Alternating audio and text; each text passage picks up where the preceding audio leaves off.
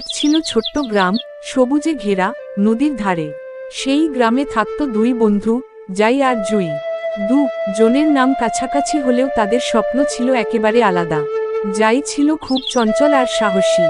সে সবসময় ভাবত একদিন সে আকাশে উড়বে পাখির মতো, গ্রামের উপর দিয়ে, নদীর উপর দিয়ে, দূরের পাহাড়ের দিকে। আর জুই ছিল শান্ত, কল্পনাপ্রবণ। সে স্বপ্ন দেখত একদিন বড় শিল্পী হবে, তার আঁকা ছবি দেখে সবাই মুগ্ধ হবে।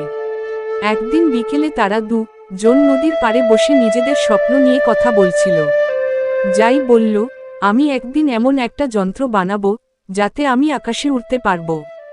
জুই হেসে বলল, আর আমি তোমাকে উড়তে দেখে সেই দৃশ্যটা আঁকব, পুরো আকাশটা রঙে ভরে দেব। সেই দিন থেকেই তারা নিজেদের স্বপ্ন পূরণের জন্য চেষ্টা শুরু করল। যাই গ্রামের পুরনো জিনিসপত্র জোগাড় করতে লাগলো, ভাঙা ছাতা, কাঠ, লোহা।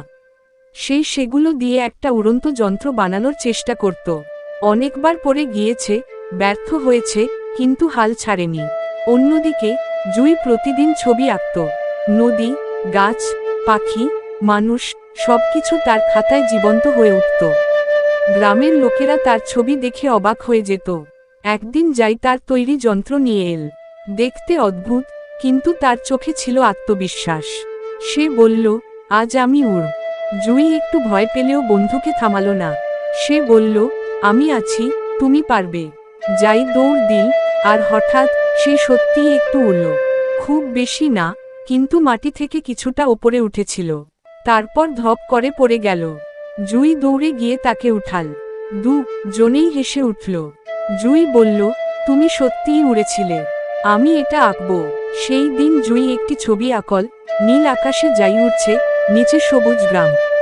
কিছুদিন পরে জুইয়ের সেই ছবি শহরের এক প্রদর্শনীতে পাঠানো হলো।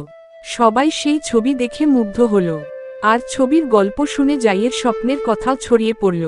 শেষ পর্যন্ত যাই বড় হয়ে সত্যিকারের উড়োজাহাজ চালানো শিখল, আর জুই হয়ে উঠল বিখ্যাত শিল্পী।